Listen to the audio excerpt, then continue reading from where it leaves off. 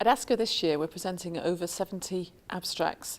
Three of the most exciting ones that we're presenting, firstly on Tagrisso, our EGFR T790M mutant selective compound that was recently approved in Europe, the US and in Japan.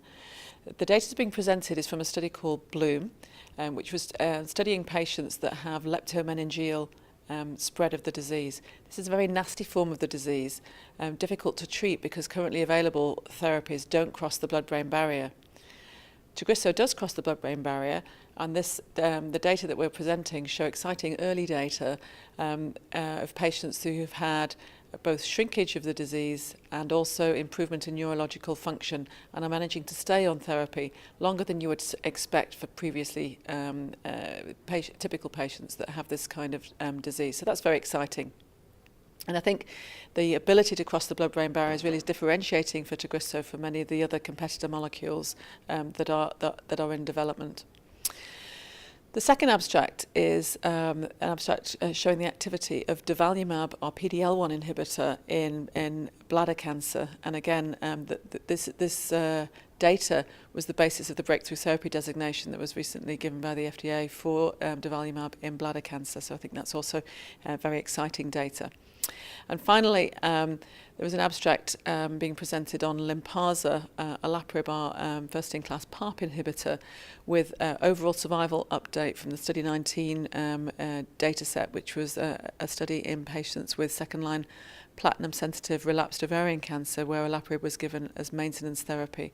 And I think the overall survival data from that are very exciting. It actually shows that about a quarter of patients stay on olaparib for more than 2 years, and actually 15% of patients are on therapy for more than 5 years, with a sort of flattening of the survival curve, which is very promising for looking at the long-term benefit of drugs in the DNA damage response class.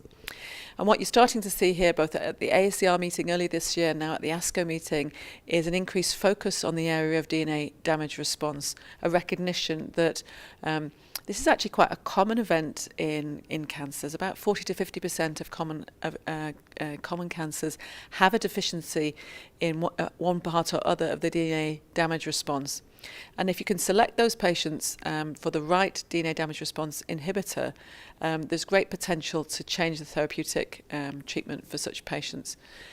So we've have a collaboration with Foundation Medicine to develop a panel of genes to identify patients that might be sensitive to olaparib and other DNA damage response inhibitors.